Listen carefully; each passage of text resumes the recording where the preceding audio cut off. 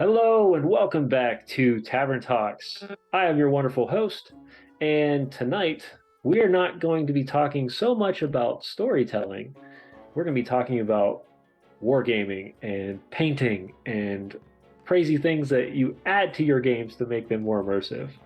But of course, the way Tavern Talks has changed over the last couple weeks, we are going to continue our process. But before we do so, we're just going to let Christopher give a little bit of a glimpse on who he is, and then we'll start scene one. So, Christopher? Hi, I'm Christopher. I made the Grinning Dragon channel on YouTube, Twitch, TikTok, pretty much any popular social media for the most part. But anyway, mini wargamer. I'm mainly a miniature painter, though. I don't have as much time as I used to playing mini wargaming, but I found RPGs, tabletop RPGs in college. I've always been interested in playing them, and I had a really good friend group that kind of introduced it to me, and now I'm kind of in the middle of another D&D campaign myself, usually every Friday, and then my buddy actually has like usually a Wednesday, Saturday, like wargaming meet, so I'm starting to get back into playing more often, if that is. But yeah, I absolutely loved it. Kind of made the channel more so for my own mental health, and the idea that like I kept looking at my minis that I'm painting, and I'm like what's the point of me painting these if I'm not going to play them and no one's going to see it? So I just said, screw it. I'm tired of being sad. I'm going to go ahead and do something about it. So now I'm here talking with you. Well, feels great. We've seen, I've seen amazing work come from you, and the paintings on your Instagram. And then I know you surprisingly actually were like one of our first winners when we ran the C4 Labs dice tray contest. And you have this massive Grinning Dragon dice tray now with that stuff on it, which is awesome. Yeah, I got that one up in my car. I brought it to the last Wargaming meet, which was on Monday, because we're doing like a kill team tournament. So like I got to bring that with me, and everyone was like, "This is such a cool dice tray. Where'd you get it?" I'm like, "I won it on an Instagram giveaway.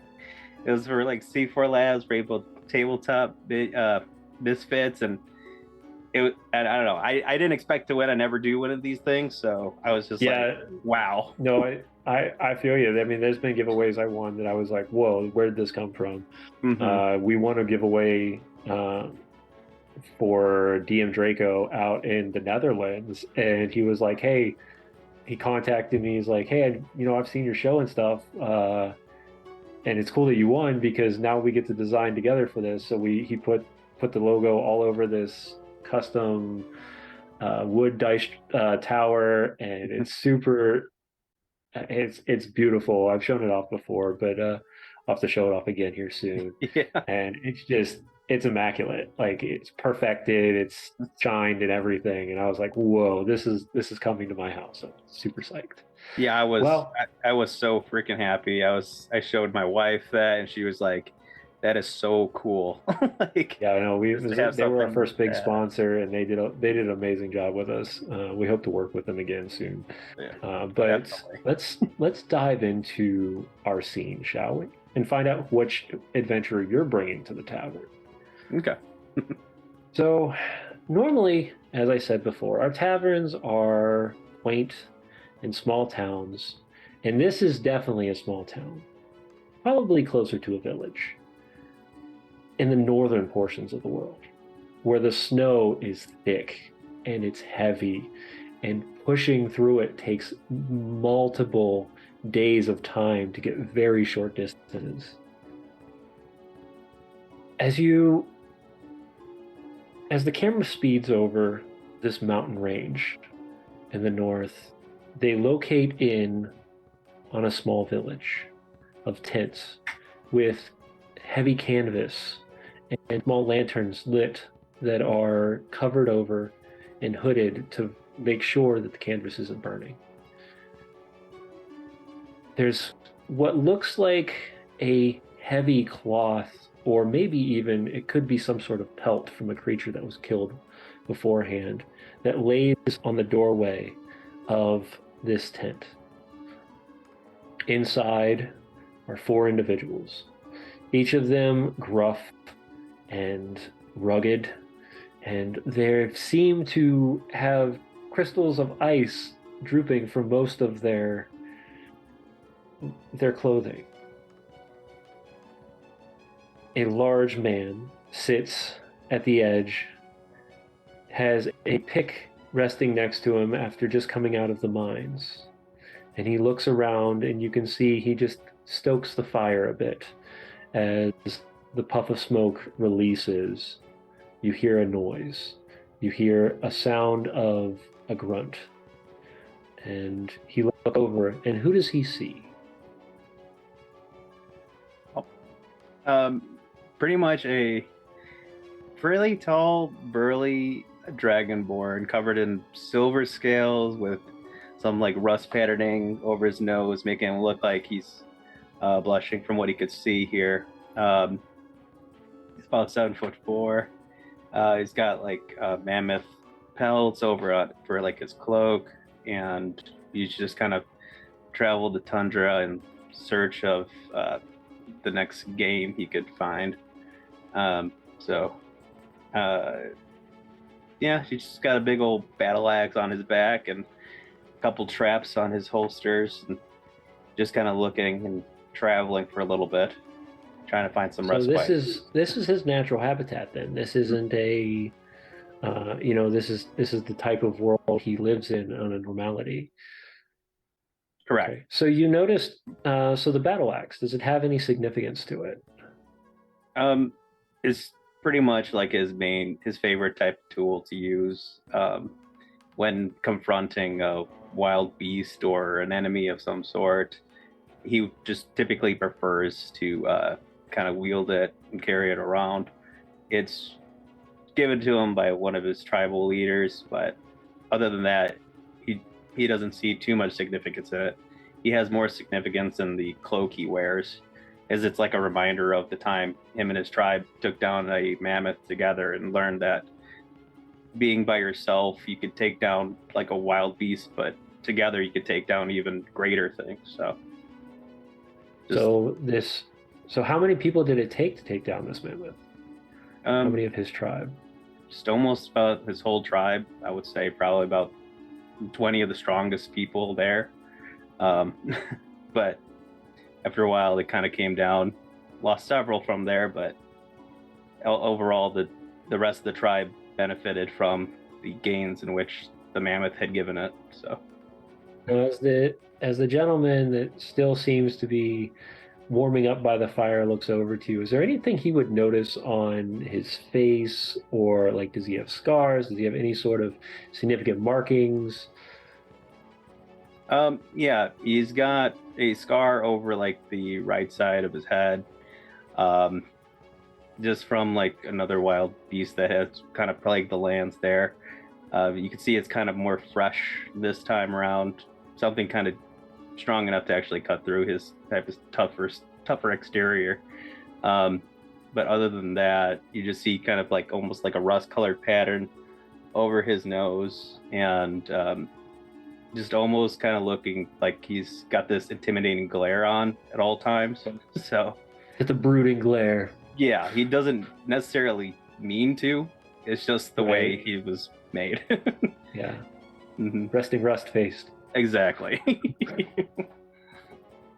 So this character, would you say he is a new adventurer, a seasoned adventurer, or a retired adventurer at this point when we're meeting him? At this point, we're meeting him. He's currently like a seasoned adventurer. Probably thinking level 5 to 10, maybe. Yeah, it's closer to probably level 10. He's been through some stuff with his previous group, and like he just usually tries to not talk about that as much in his travels, as he feels more alone in this place, even though it is more of his natural habitat. That's mainly why he's here, so he could feel at least a little bit remotely at home. But he's just kind of missing a lot of his old companions and tribe at this time. Is he specifically? I guess the history would tell a bit more so about it, but would he be missing or looking for something up in this area, or is he just looking for the next kill? At this time, he's been sent up here essentially on the hunt, just to get some form of like revenue and money. He's also heard rumors of some sort of magical being up here, which he usually goes ahead and finds like, untrusting and whatnot, but he sees that like in a sense magic can end up helping in the end, and it's kind of what kind of got him into this position in the first place. So traveling alone, that is, at this point. So we've kind of got a little bit of a glimpse on your character. So what is the character's name? The adventurer. Okay, he introduces himself as Dren, of the clan Kushala. Usually carries his voice kind of just deeply, sort of like this here. He kind of like shuffles his like left arm, and you just kind of hear like a little clanking noise as he takes off his glove to warm his hands by the fire. His left hand stays gloved, but he just warms his right.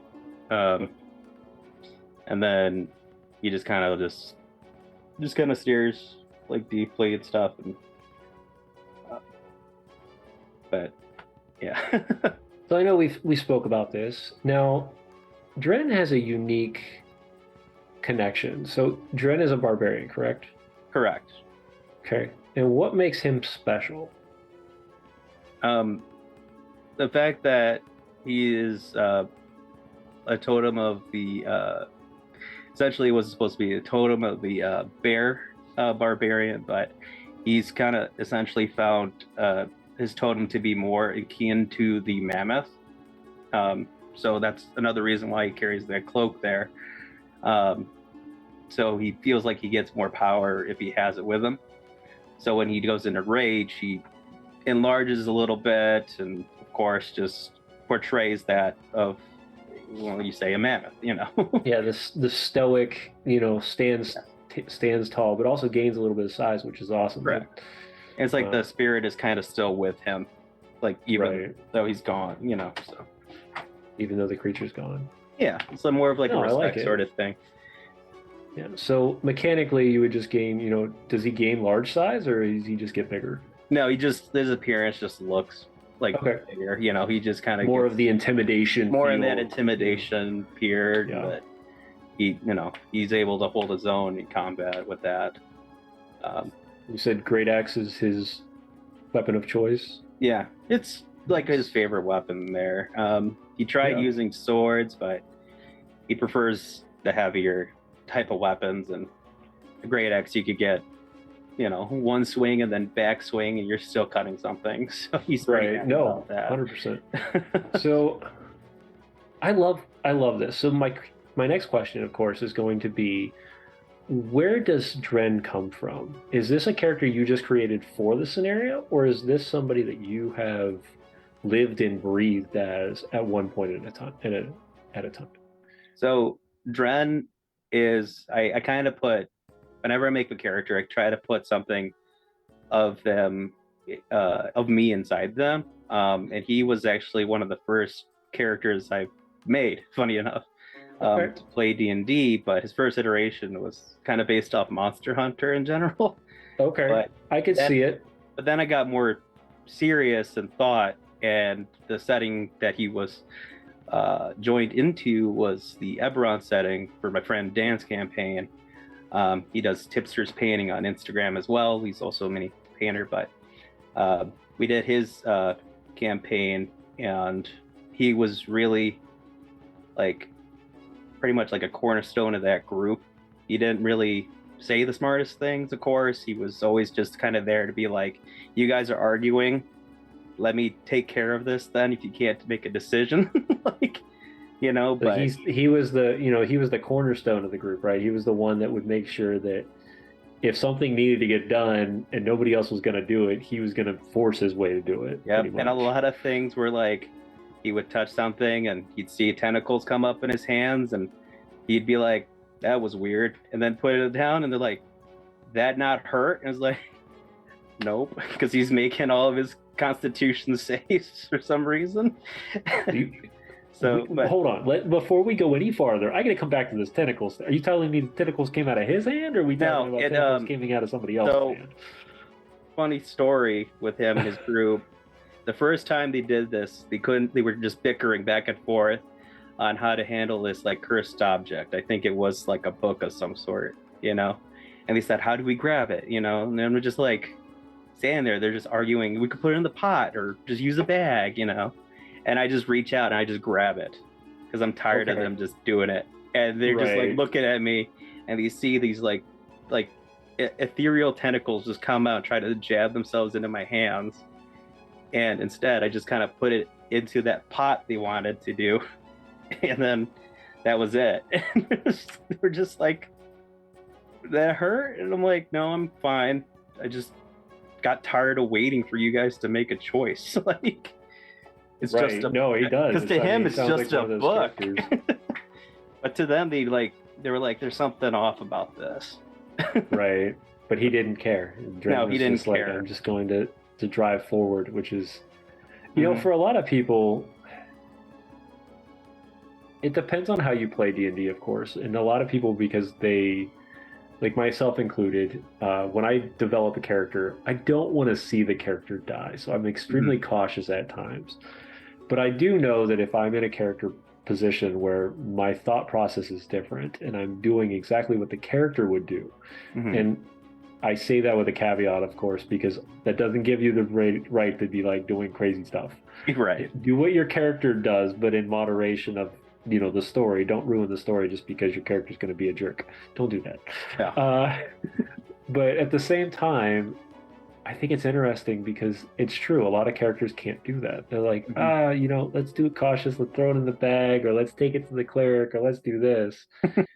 And then you get the character like Dren, who is more of a, give it a damn thing, and I'll just walk away. You know, and find out what happens after I grab it. You are the character that I would literally throw a cursed item in front of just to see if you picked it up. I would so do it. He did learn about how dangerous those can be shortly after. They're fun. There was another one of those in the dungeon, and lo and behold, it had to be an axe. So, it had to be an axe. Yeah, no, that game master looked at you and went, "You already like axes? I know exactly what I'm doing to you." Make a wisdom saving throw. Oh, that's all right. We had in one of my first campaigns ever. I was in high school at the time, and I was running the Sunless Citadel, and my players were going through the little town before you even get into the Citadel, and they were ransacking it. I got tired of the ransacking, and they're like, "We want to look for everything. There's got to be something in this small town." I was like, "There's nothing in this deserted town with 4 buildings in it. You know, there's nothing here." And I was not a good GM back then at all. I read the book and I was like, this says there's nothing here, so there's nothing here. And I'm like, I could have done so much more for that, but I didn't. You gotta start somewhere, right? You're right. But the one guy was like, I want to find something. And I was like, well, roll a perception check or roll an investigation. And he botched it, of course. And I was like, you find a rock. And he's like, I pick up the rock. And I was like, oh, of course you do. I was like, you never want to put this rock down ever again. He's like, what do you mean? I was like, you have to hold on to the rock. He's like, no, I'm going to put it in my pocket. I said, no. You have to hold on to the rock. So he lost until he could get a cleric to take care of him. He only could wield one-handed weapons because he had to hold on to the rock. And I was like, this is what happens when you get too greedy. And Exactly. he was so mad at me for like 3 sessions, and It's then it became a running joke after that because it was like one of the other players would grab the rock out of his hand, like sneak it out and throw it across the room, and he would run, like be obligated to run over and grab the rock. Uh, he did it. They did it when, if you've ever played Sunless Citadel, there's an area where there's a bunch of kobolds, and the rogue was like, "Give me that rock." He's like, "No, you can't have the rock." And he was like, "Okay, fine." So he takes the rock, like literally takes the rock from him and throws it in, and the kobolds are all sitting around talking, and you just see, I don't remember John's character's name anymore, but he just trying to get to the rock. And he stops, picks up the rock, looks around, and all these kobolds are looking at him, and immediately they jump on him, and then all the players were like, "Oh crap, don't do that." And it's like, yeah, why did you guys do this to this poor man? He's like, I need the rock. Right, I needed the rock. I was like, and I died. I was like, and I found my game because I can do whatever I want, and they can do whatever they want, and we just got to see what the results of everything is. Because my goal was, I had multiple areas where they could go and they could find a cleric and pick it up. Like even within the dungeon itself, I was like, you could befriend this character, you could befriend that character, and they'd be able to help you. Mm-hmm. We also had a cleric in a group, but they just weren't high enough level. So I was like, okay, in a level they'll be able to clear this off, so it won't be a big deal. Right. Nope. Our rogue and our cleric were like, not clearing this thing. This is hilarious, and we want to keep working with it. And I was like, y'all are horrible, but I love it. So let's. He's like, I'm at your mercy, please. Yeah, right. So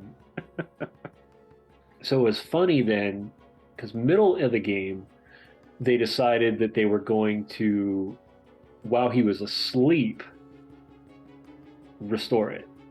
Nice. Like destroy the curse. But they didn't tell me to destroy the curse. So still for like 2 episodes, he was carrying around the stupid rock, you could drop it and it would never do a dang thing. And I was like, oh my goodness, you all are horrible people. But I loved it. Like, I had this feeling for so long. Right? Yeah, I've had this feeling for so long. I don't know what it is, but yeah, no. I'm scared to drop it now. It was oh my god, it was so funny. That was before I went into, dark and horror games and got serious on D&D and was like, it was just slapstick humor back then, and I was like, oh, whatever, that's fine. Now it's a mixture. But no, Dren sounds perfectly like an adventurer that would be fun to play, has some backstory to him. He's got some uniqueness with this mammoth thing, which I think is cool. I mean, I'm willing to look into that one for sure. Yeah. This is where we come to the end of our scene. Now, for everybody who's new here, this is your opportunity to bring Dren to life. It's only $25, and it's $25 throughout the community. It's not everybody, one person pays $25 and the whole thing's paid off. Each person can pay, oh, actually, let me rephrase that. Yes, one person can pay $25 and the whole thing will be paid off for the entire crew. But if each person can pitch in a couple bucks and we get to the $25, and we've now done it 3 times, and you can see those artworks in token form on our screen right now. Those are opportunities to bring another character to life. And at the end of the show, we will drop the Google Drive link on there. The Google Drive link will be accessible for up to a month. At that time, you check back once the character is created. You check back once a week. Usually it takes about 3 to 4 days for our artist, and she creates the character. And you can grab it for free as long as it's been paid for. Like I said, 100% of the value goes straight to our artist. Tabletop Misfits doesn't take anything for that. That's just to support her and her amazing artwork and bring a character to life, because I think it's cool. It really is. I've seen some of her stuff, and I gotta tell you, she's really good. She's really talented. Like, phenomenal. Yeah. She's created Agron Storm Song, which we had 2 weeks ago or 3 weeks ago. She created Von Gerard, and then she created Mern last week or 2 weeks ago. And we're hoping to bring a 4th character to the adventure. But we can only do that with your help. So it's up to y'all. Yeah. We're going to move on now. We're going to talk about Grinning Dragon. We're going to find out what the ins and outs are with this, because we heard a little bit at the beginning. And I'm excited because you built Grinning Dragon similar to the way we started Misfits. It was a mental health thing. It was, a way to harness that energy and figure out, okay, where do I put it? I can do it for myself, but there's something unique about bringing a community together. And our community is fantastic. I don't want to say anything down about our community. You're absolutely incredible. We continue to produce stuff because of your help and your support. So what was the start? What was the spark that started Grinning Dragon? Well, it's kind of funny because it was like before we were like thinking of moving, but we wanted to stay in town, so we were still looking at houses. But it was a pretty much highly stressed time, very kind of depressing because the housing market's like terrible right now. But it was I believe like a year or two ago when I started this, and in general, I just kept looking at my minis one day. I had this when I was in an apartment, I had like a little what was that? It was almost like a cabinet, but it was like a curio cabinet. So when you open it, it would actually fold down and become a table. So I had some of my minis there, and my paints would be there, so I could like paint there, and my kid could be watching TV, and I'm still like, right there. But still I kept engaged, looking at like where all my minis are at, and I'm just keeping them in my shelf in my room, and they're not seeing play. They're not being like taken out. They're just painting them, putting them on the shelf. I feel like it's that Toy Story moment, right? Where you're like, I'm not utilizing them, and sooner or later they're going to come to life and kill me. This is how this is going to happen. I mean, that's kind of exactly how mine are going to end. Half of mine are just Chaos Space Marines, so like they just all want my soul. I mean, I was like, you're done. I don't have one, but yeah, it's just one day I just kept looking at all these YouTube channels. Like the big one I was watching all the time was like Gallant Goblin. They do a lot. He's a great guy. He's got some good stuff. Yeah, but like it was just that feeling I got when I watched that, and like Critical Role too, of course, because you watch then other people playing like D&D too, and I just started playing D&D with my new friends Dan and Olivia at the time, and that was nice and fun. But I was just like, what, they're constantly putting out content and sharing what they want to do, sharing what they like. I'm just like, I want to do that, and then I just jumped and made a YouTube channel and started a video unboxing to see what was working. And over time I decided to go on Instagram, post my stuff on Instagram more often under moniker Grinning Dragon. That came up at work because I was just like, if I'm gonna kind of start over and not use my Christopher everywhere, I'm gonna go ahead and put just something else. And I liked dragons for like a long time. Like when I was a teenager, my mom got me like a bunch of dragon statues for, I think it was like my 18th birthday. And oh, nice. It was awesome. And I don't have them anymore, unfortunately, because a lot of stuff happened and we lost them in a bunch of moves. And it was just kind of a way to like kind of honor my my love for that, and that little hint that like my mom's knew that I liked them.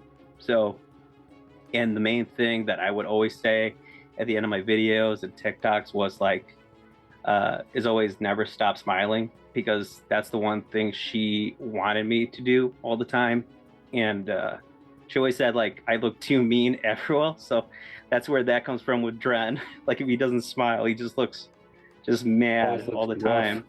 But yeah, he's always but she would tell, but she'd tell me to just never to stop smiling. And so now I just say that, and I always end my videos with a smile of some sort, and try to tell people, just take care of each other. And life's just too short for that. It's the longest thing you'll do, but it's the shortest thing you do.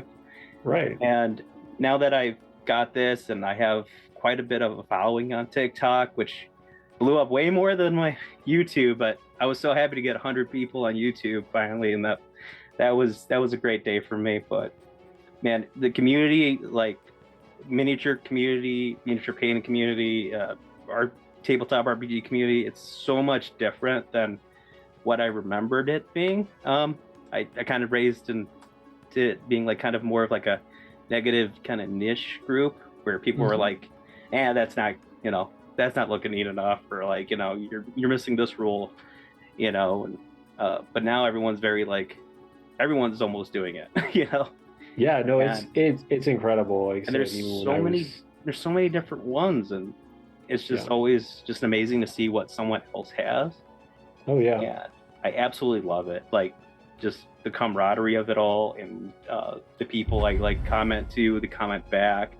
I never leave anything like negative. If I have a question, I ask you a question, but otherwise, I always see something really cool. I try to just leave a nice little comment for you, and yeah. just try to get inspired too, because there's some amazing people out there that Oh my goodness, crazy like I said, I tell people I'm a small fish in a very big pond Oh, because there are incredible people out there. I just want to give a quick shout out for that too, because D&D is a fantastic RPG, hmm but there are so many out there. Oh, We as the Misfits are starting to branch out to look at other RPG systems that are just as intricately designed and detailed and have crazy awesome mechanics. And just our shout out to the one we're currently doing with right now, Freely Gaming. If you've never played any of their games, they are fantastic. Oh my goodness, they're so good. We're running currently the One Ring. We've ran Alien. I'm a huge Vikings and Norse mythology fans, so we're looking into things like Vossen and a couple other ones that are out there. And I am so like their stuff is just so good. I don't know what to tell others to say, and their contribution to the community is incredible. I only messaged them once and said, hey, we're doing this. Is there anything you'd be willing to help support us?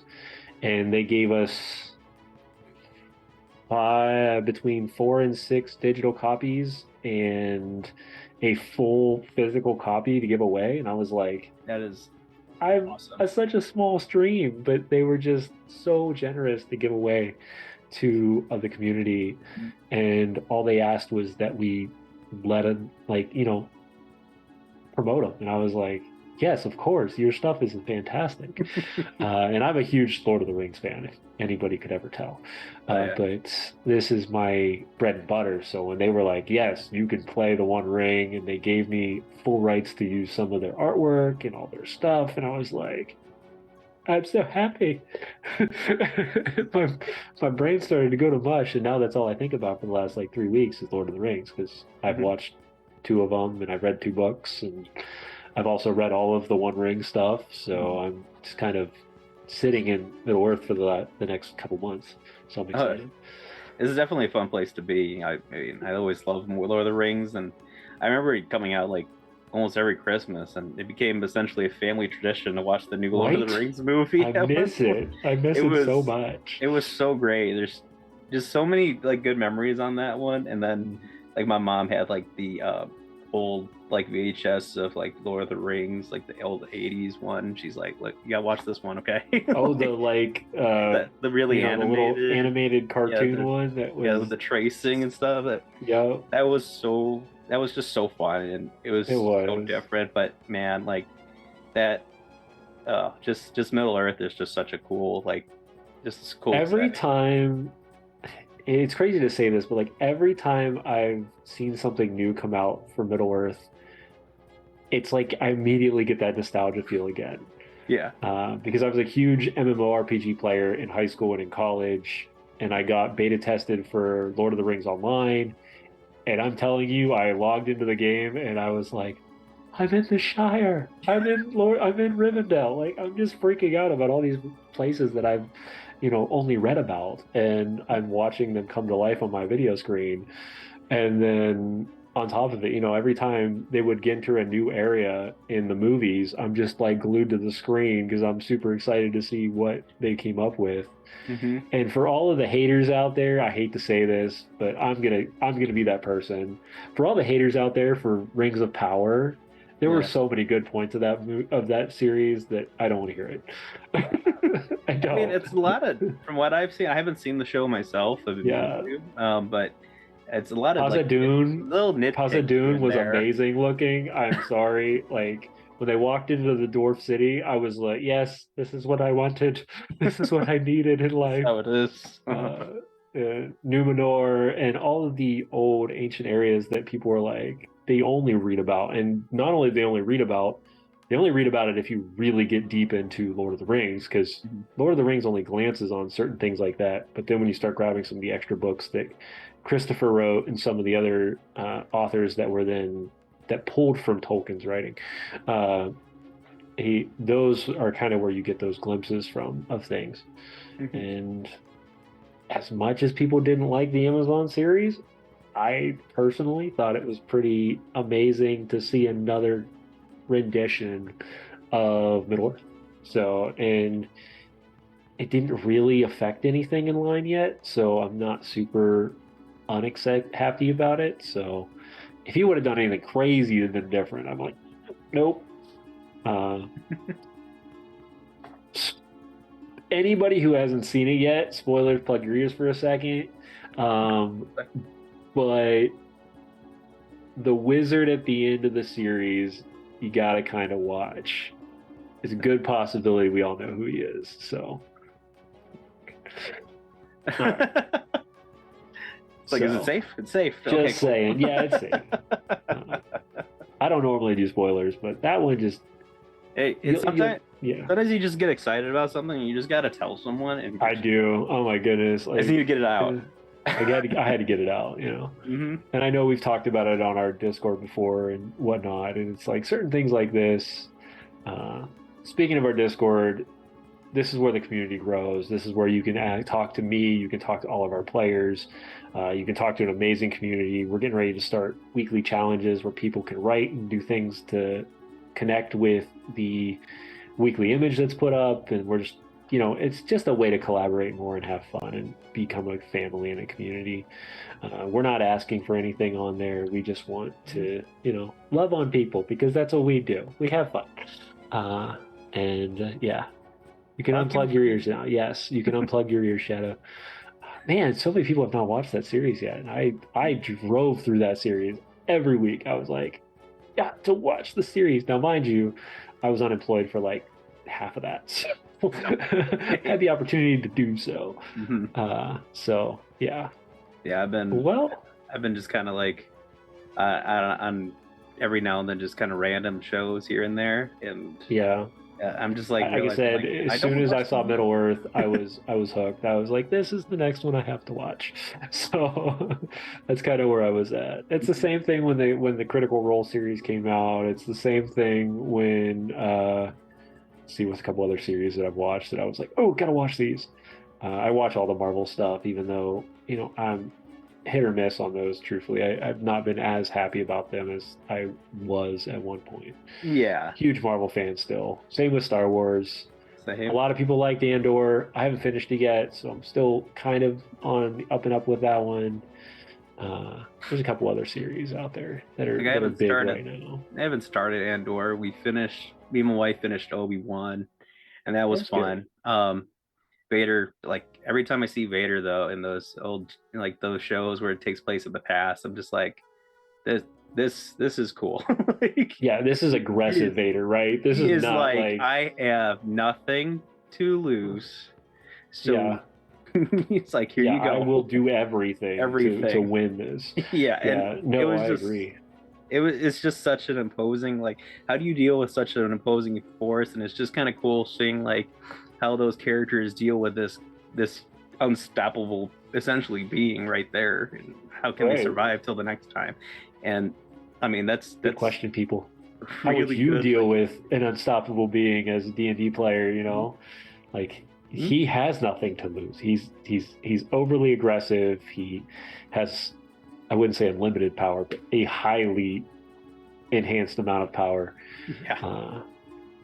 Those are fun. Those are fun concepts. If people have never tried that in your D&D campaign, bring your big bad out early and show people how bad he is. Yeah.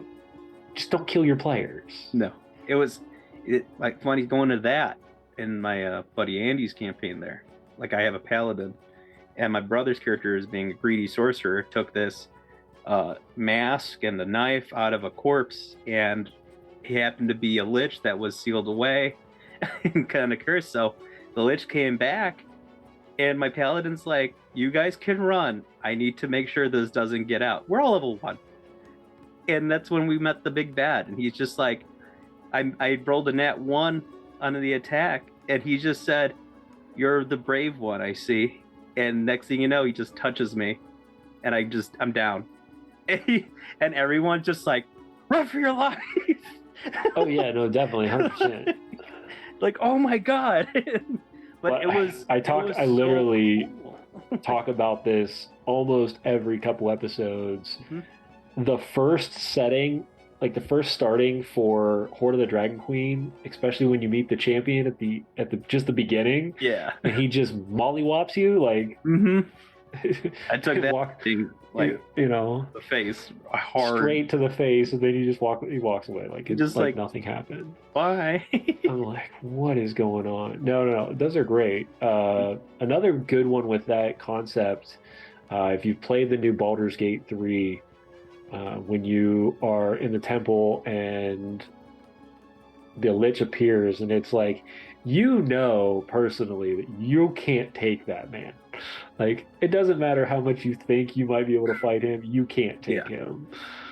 But yeah, no, those are those moments, and sometimes you have to have those. I don't know why, but sometimes you have to have that moment where you look at your players and you go, there is much bigger things than you that still live in the world that you're in. Everything is not level. This isn't Final Fantasy where you can go to an area and they're only little guys. Yeah. There's always things out there that could eat you. So those are fun moments. It's even more fun when you find those people attention. tend to be in your party at some point, because they lose themselves, or like something were to happen to where now they're your enemy. Right. It's just kind of a cool little like sudden turnaround, but they're just controlled or cursed or something. It just kind of like pops up, and you're just like, oh well, now how do I deal with this problem? But is there anything else that you're doing with Grinning Dragon before we step into our final scene for the night? So what I'm pretty much going to be doing starting tomorrow, funny enough, I'm going to do a winter series, take a break from my norm, which has been Warhammer lately, mostly, the 40k universe. And I'm going to start off with this little gingerbread man. Okay. And hopefully for Christmas, when I have my brothers over, we're going to do hopefully my son's first one shot, which has to deal with like gingerbread men and like a candy thing. Yes. Because sounds like so much fun. Your son is gonna enjoy the heck out of that one. It was you're gonna have all of the. Here's this little gingerbread man. I'm not sure if you can see him pretty well, but oh yeah, no, I can see the gingerbread man. I would so be a gingerbread man fighting with a candy cane. Yep, this would be his little surprise that he gets to play the little gingerbread man, and he always says like, "You can't catch me, I'm the gingerbread man." So that's awesome. I love it. I'll be starting that tomorrow, December 1st, and then as I go on, that'll be my small model, and then I'll go bigger. And I have Rime of the Frost Maiden. I always wanted to run that campaign, and I got my friend at Tipster's Painting printed me this. Ooh, what is that? This is from like Archvillain Games. It's a 3D printed, essentially like an owl bear, but it's gonna portray the Frost Maiden. Technically. Oh, nice. Yeah. What's her name? I can't remember her name right now. I can't. For some reason, I can't either. It starts with an A, and my brain is not working. something. It's not Arendelle. I know it's not. No, it's not. But yeah, I'm but gonna look it up real it's fast. such a while you're cool talking. model, and she sits on like this like base right here. So it's like it's coming over like this kind of like ridge almost when you kind of put it together. But overall, it's just this imposing like creature that just comes out of nowhere at the party, and I'm just gonna make it twisted a little bit. Actually, it's coming down. Sorry, not up. Yeah, but it's just really cool. I don't know how to pronounce it truthfully because I don't have like a phonetics on it. I'm sure there's a phonetics out there, but Auril I think is what it is. Auril. Yes. Yeah. It's almost like Ariel or something. Yeah. But I know there's an actual phonetics in the book somewhere. I just can't find the phonetics on it at the moment. Yeah, but I know. I just got that, and I thought it would be kind of cool. I'm very like I DM'd before a couple times. What first time was like Legend of the Five Rings, and that's a samurai RPG. If you haven't tried it, that has really fun mechanics, especially in battle. It deals with a lot of like you go attack mode, defense mode. But anyway, like when I did a one shot with D&D, it was interesting to learn. But I'm definitely more of the was it throw me like a ball and I could figure out like what to turn that ball into, no matter where you take it. You know, if your party goes, I want to go into like this market, I didn't have anything for the market yet. I would just kind of come up with something anyway, or like find a way to get that encounter to kind of move on over, but try to make it feel like it's like a naturally happening occurrence. But I don't know. They're always like my group always kind of kept me on my toes, at least to that point. But yeah, so yeah, going to be starting Winter Series tomorrow when it comes to the painting, and that sounds funny. And then my son, I'm hoping in the beginning of the year I'm going to be able to start doing some painting, and I'll probably do a little bit of streaming on it, just because I'm going to be learning. So, and what else than sit around and talk with people while I'm painting? Because not to be, you know, it's zenful, it's relaxing. Yep. It's really boring technically because it's just me just sitting here painting. So, you know, give me some liveliness to hang out with it. So. Yeah, it's really cool to see the people like jump in, because I did a stream not too long ago with this little dude. It's a necromancer. For but like mine is not going to look anywhere near that good. Funny, my first couple minis are going to look like trash. So the story on this guy, if you don't do a paint challenge, or a friend doesn't challenge you to do a paint challenge, give it a shot, no matter what it is. Okay. This guy, his name is Pablo. He does Mini Monster Mayhem, and he said, "Let's do a 200 brushstroke challenge. You know, I'll send you all the same model. Let's see what we come up with. Every time you lift your brush up, that's one stroke." And we're like, okay. And then he's like, you could still do washes at the end. But this is pretty much what I came up with during that stream. And I was literally just counting every time I lifted that brush. And people were like, what are you doing? What are you doing? And I'm like, because I'm just like tracing my brush over this like cape and not. Yeah, you're like, I can't. You're like, I can't lift it. I can't. Like, put more paint on there, and you can't use contrast paint. So it was just all like, man, I'm gonna do one layer. It's rough, dude. You don't know how many brush strokes you get until like you actually paint, and you're like, man, that's a lot. Like, yeah, you know, right. But it was really interesting. It was very fun, and yeah, if you ever get a chance, try to do a challenge, and if you can, stream it. Like, it's really cool. Yeah, we might have to. You know, we talked about doing little community things on Mondays or when we have time. Problem is, you know, everybody in our stream has a huge outside of D&D life, and we're trying as much as possible to add more shows to to the series. We just haven't had a chance yet. Yeah, I'm like usually available, like usually after like 8 o'clock, and that's when my kids are asleep. My kids asleep, and so like I feel you there, you know. Yeah.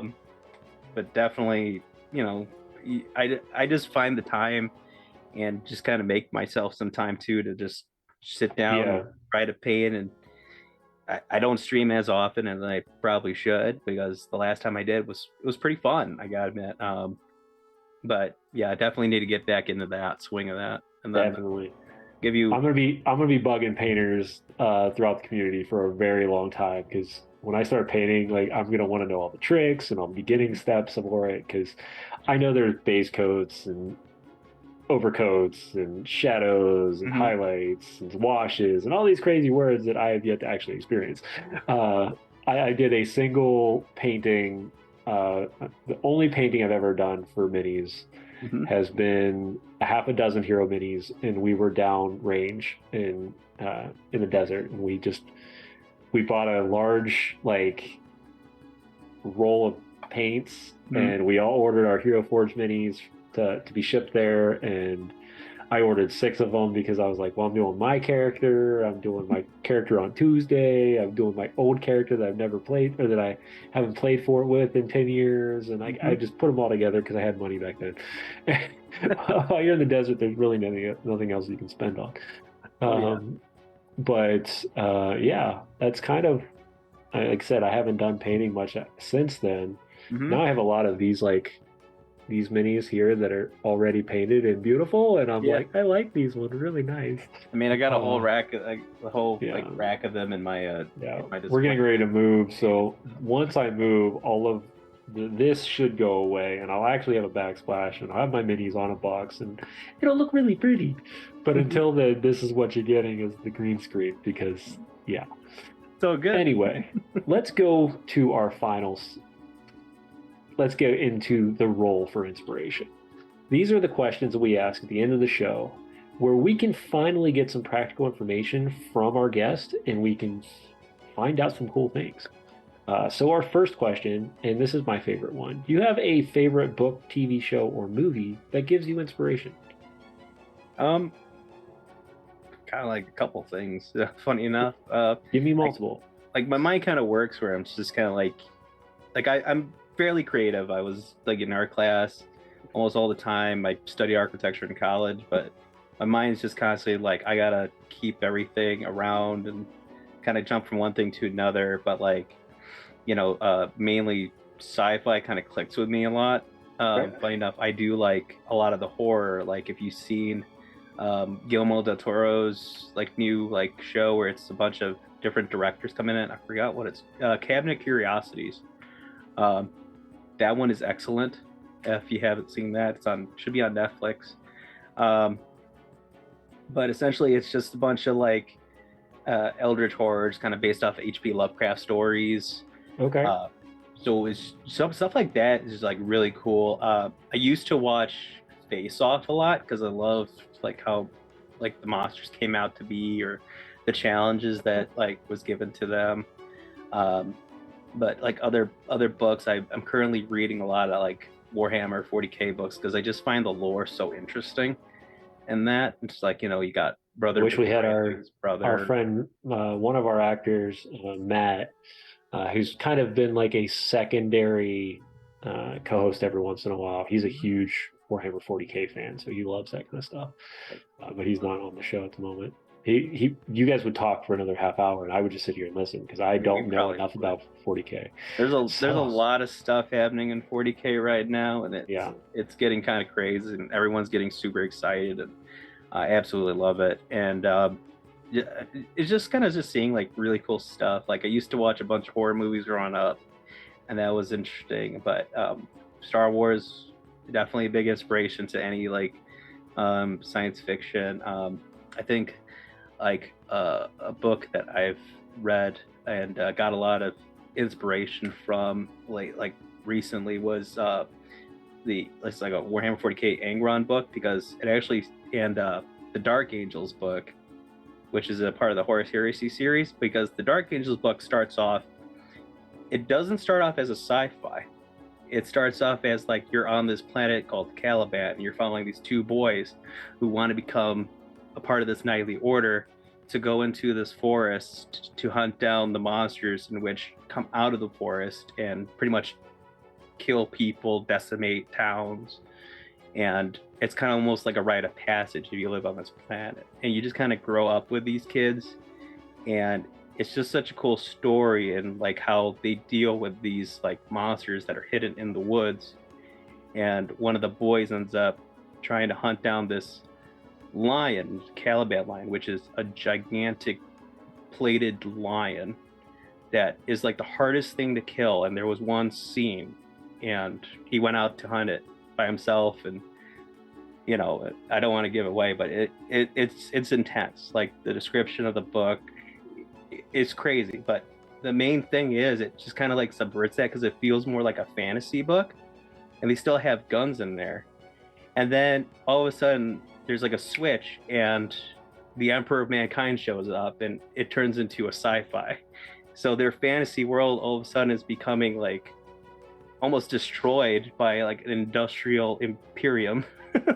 Oh no. And it's almost heartbreaking because they describe to you how beautiful like these forests were, even though they held like these like terrors inside of them. Yeah. The planet used to be just this lush foresty planet. It's just now getting like completely ruined by these outsiders who say you need to join us because we're going to go into the stars to conquer universes. And they're modern day Ferngully, telling you that's what it sounds like to me. And they were like, a lot of the old people were like, they're ruining our planet, they're ruining our way of life, we need to do something about it. And here's the kid you were following the entire time, and his cousin's joining their force, and the kid you've been following is like, I can't let you do this. So he's just standing up for like, I might have to go look this one up because this one sounds interesting.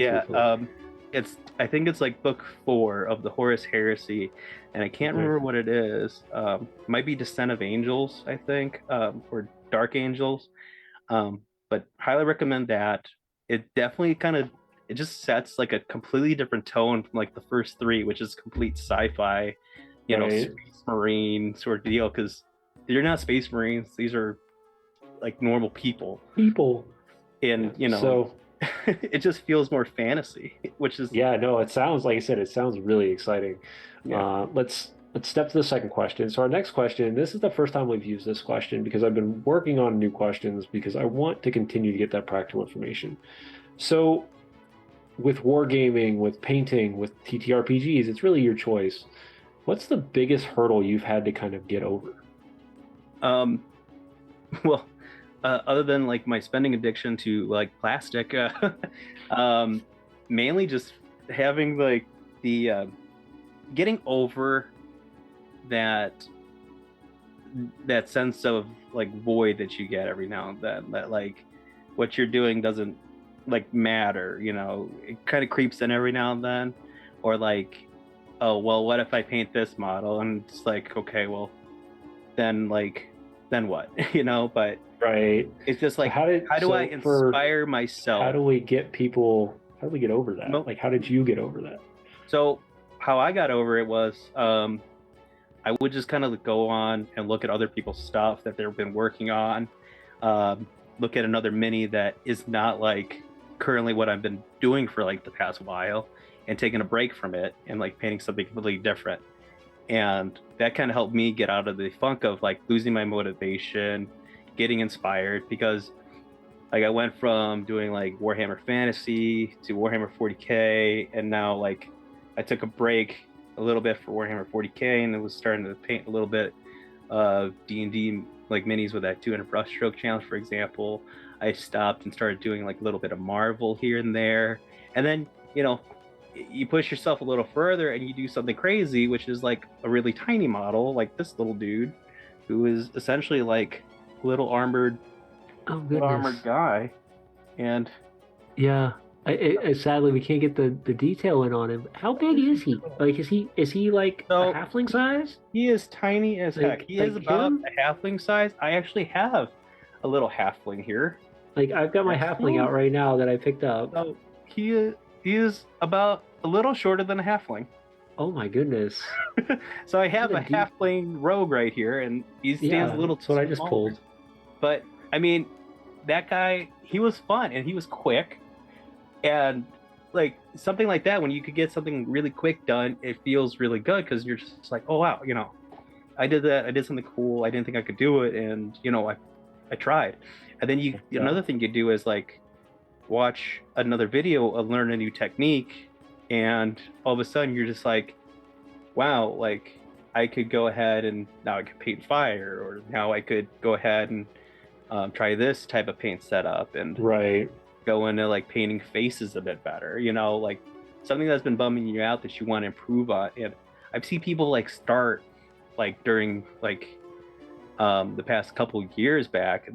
A lot of these painters that are really big in the scene now have only started within the past like 2 years, Right. and I'm telling you, COVID changed the world, they have so much. especially for us nerds. Like Yeah, I'm and telling you, because we finally found an outlet that we were like, you know what? We can't do the outlet of just staying in our house anymore because I can't do that because we always are in our house. Mhm. But how do I get it out to everybody else? And that's where TikTok blew up, especially in the D&D world. Yeah, TikTok and Instagram and all these amazing creators out there, and they just keep showing up. yeah, I and mean, it's I'm gonna go broke so fun. because between the dice and the miniatures that I see, like people are crafting, Hmm. I'm gonna be broke by next year. Oh yeah, I this won't, but I'll be close. yeah, that's the one thing I warn about. If you wanted to start mini painting, try more so on D&D miniatures, because you can buy individuals and they're not too Right. expensive. When you go into more like Warhammer 40K, you're gonna Oh start more God. into like sprues, more intricate stuff, and then you're gonna be like, okay, well, uh, like, what do I followed this like an IKEA instruction and put it together with glue, right? And it's like, yeah, and a lot of people get overwhelmed by that, and start off with pre-built, then go to Yeah. build. And if you want to just dive in, yeah, go ahead. More power to you, because there's some really cool looking models, kits out there now, and Yeah. 3D printing. I get inspiration when I go to the game store and I'm looking through the what's the non 40K? I can't. My brain is not working tonight for answers.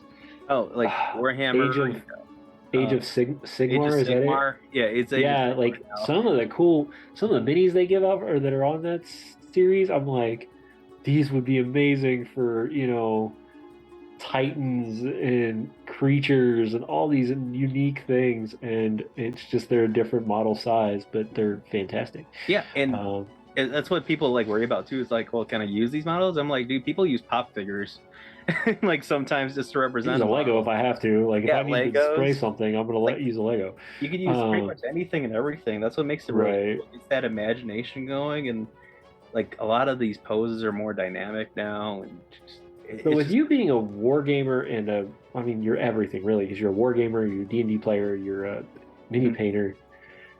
Who then, who then is your TTRPG superstar, or somebody that you look up to in the community? um that's a good question, because there's like a couple of people. Um, there's Give me one one. guy right now. I've been going to almost every single one of his streams on Tuesdays, and he used to work for like McFarlane Toys, and Oh he wow. does his name is Splatterhouse Minis, uh, and he does his TikToks like stream every Tuesday. He's been doing like this like Gnarlith type of creature. It's like a big tentacle creature with a giant eye and teeth, and it's just like this giant eldritch horror. And he's been painting it up, and he is just amazing. Um, and Awesome. he's such a nice person overall. Like Might he have to welcomes go you. say hi. He welcomes you in his Have him come stream, over and and hang you out with just have us. to say hi, and he's just like, oh hey, welcome to the stream. I do this every Tuesday. And he's he's very calm, and he just pretty much talk about anything while you're there, and everyone in the stream is super nice. And Awesome. I mean, You're I just watching don't this think I've man ever paint really. amazing minis. Yeah, and it's just funny because he like comes in, he sees me, he's like, "Oh, hey, Grinning, we've just been talking about you, and you've never missed one of my streams." And I'm just like, "Your stream starts pretty much when I get home every Tuesday." So it's just Set it like, and "Hey, we'll you're listen invited to me." it. So I gotta show up, and I thought I missed a couple, but he was like off sick a couple times. But It's I mean, he's crazy. just an amazing thing. If you ever check him out, Splatterhouse Minis on TikTok. He's Yeah, I'm gonna he's peek crazy, but over it. he's just such a cool person. Awesome. Mhm. So that kind of comes to a secondary step, and this doesn't have to be the same person. It could be somebody different. But if you could recommend somebody you think somebody would be good for the show, who would you say? Um, I mean, I got like probably a few people off the top of my head. Pick one. Just need one. Just need one. I would say my buddy, because I want to say one of them, but they both have anxiety. So it's just like, I would say my buddy Pablo with Monster Mayhem Creations. I met him face to face for the first time at it was like Warhammer 40K Chicago. It was a Chicago, what is it called? Chicago US Open is what they had it. And we did like a diorama together there. And he's just a really cool guy. And he's been doing this like little Monster Mayhem Creations bit. And he has characters, he does comics with his characters, which is like a Frankenstein, werewolf, and a vampire. And they're all based off of like certain aspects of like rock metal, and I think it's like, you know, punk rock. Oh, So nice. they all have like a certain aesthetic to them. Yeah. But he's been just on this creative like surge, and I absolutely love him for it. He's Just just definitely reach out and see just a if cool he's guy. interested in coming to hang on the tavern. Yeah, definitely try. I mean, he you know, give him a shot. Yeah.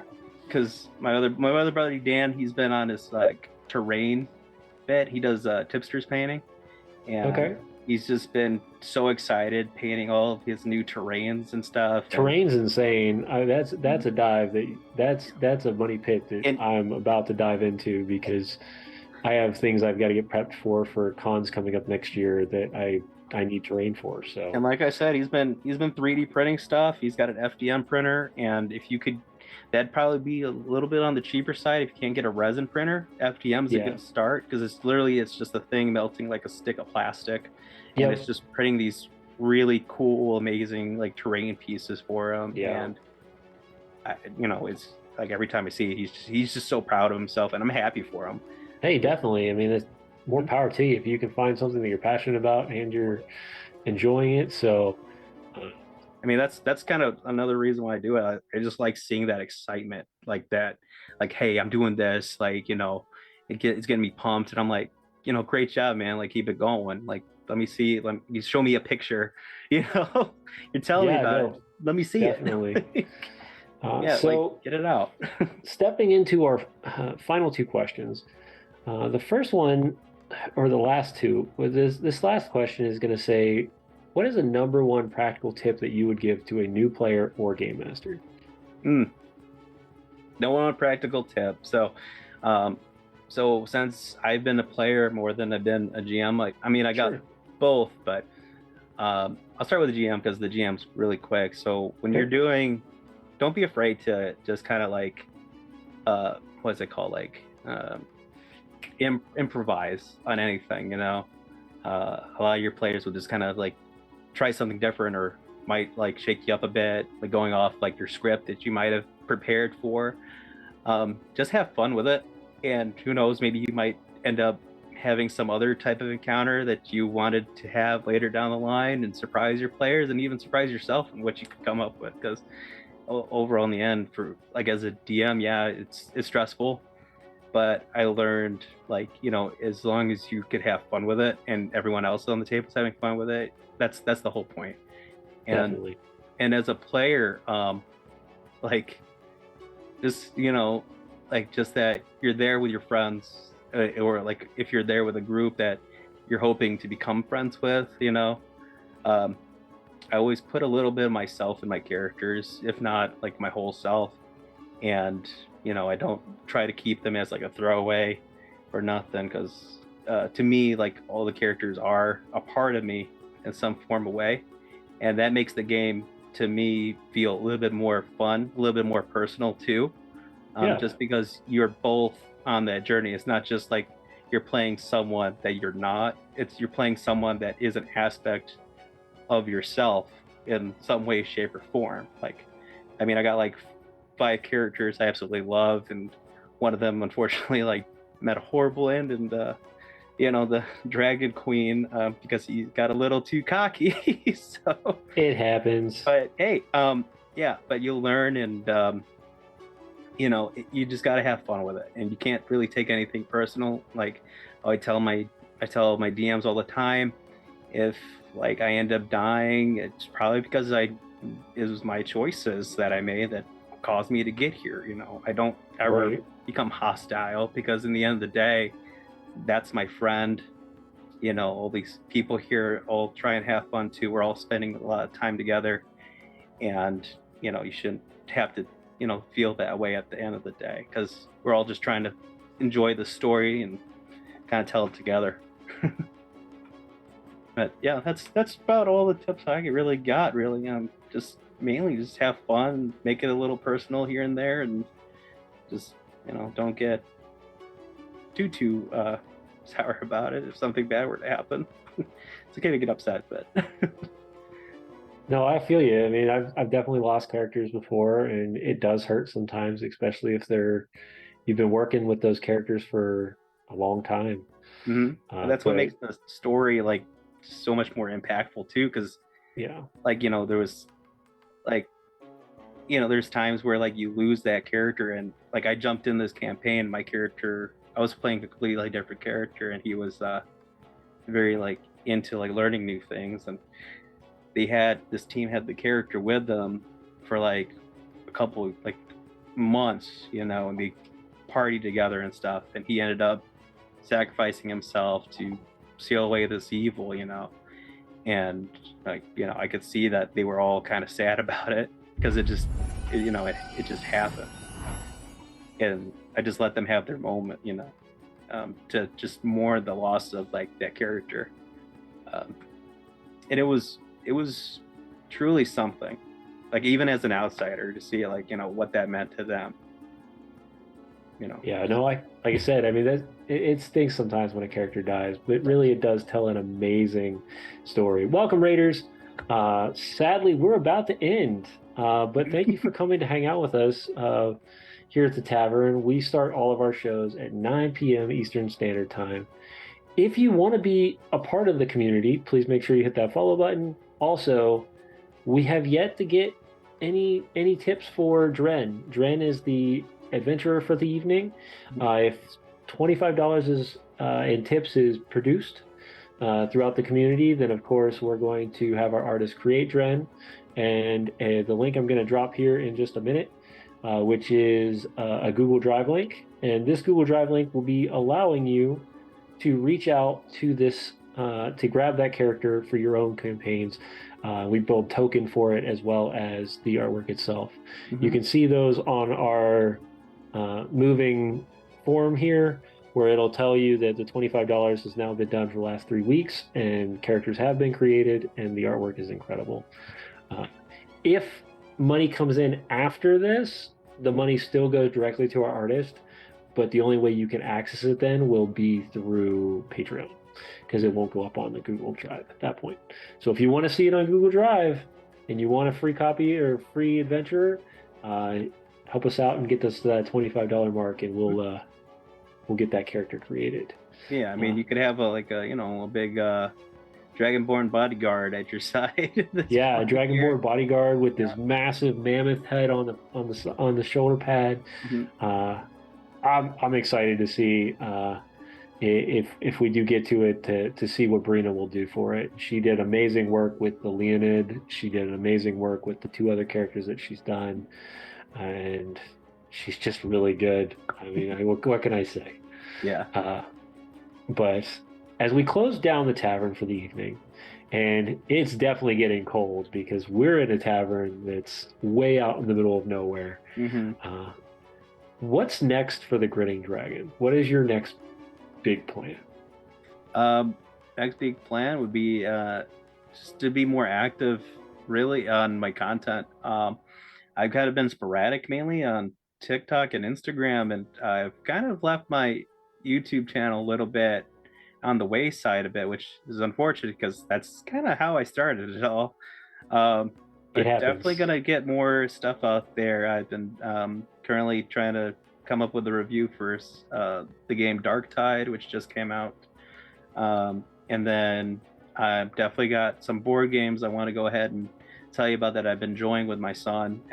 Nice. And I mean, I've just been having a blast. I've been meaning to, but usually I don't like reviewing things unless I've actually either played it several times and understand completely how to do it, or like, if I could see like am I enjoying this? And Right. give you my full like honesty, because honesty is the number one thing. And definitely get more paint videos up there, because man, that one paint video I did, my Wolverine just doing the speed paints, like that's my most viewed video, and I'm just like, what am I doing?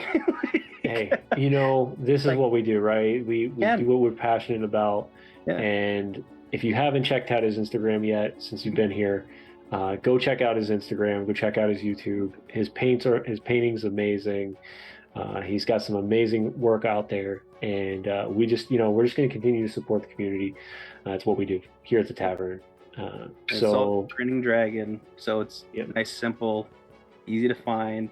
Go check out Grinning Dragon. Go give him some love. And next week, we have another amazing guest. So if anybody's ever heard of Vile, they do candles and one-shot boxes. So not only, if you keep an eye out on the social media, later this weekend, I will be doing a reveal with their new one-shot box that they sent me. And then we're going to talk about it on Wednesday when we have them as a guest and we've been waiting. This has been a last couple of weeks that we've been planning this one, and we're super excited to have them on the show. And I'm curious who they bring. Everybody has brought a new guest, and all the characters are amazing. And we'll see who comes up with the next one. Let me do a quick glance over to our tip jar to see if anybody has sent any money in. So it looks like this week we will not create Dren, at least not for our stream. Now, if you still want to donate, or we get a random donation from anyone else in the community after they've watched the VOD, that will go straight to our Patreon. And for the donators, that will go. We will directly connect them to that link so that they can get that access to that character. But until then, the tavern is closed. Thank you all for coming. Keep a big smile on your face. And have a wonderful, wonderful week. Come back and see us on Sunday, because we continue our story in Middle-earth with the One Ring. And as a final shout out, our weekly sponsor that I forgot to mention at the beginning, and I feel really bad, is Valorhood. Valorhood is what makes this beautiful beard grow in that I have now grown now that I'm out of the military. And they have 6 different smells, and they're all fantastic. You can buy samples for as little as I think $14 or $15 for just their beard oil sample, and you get all 6 samples to try out the smells to see which one you like. But of course, if you do that, you put the Misfits out there, and you get 10% off. So that's awesome. Hope you guys have a wonderful week, and we'll see you on Sunday. Good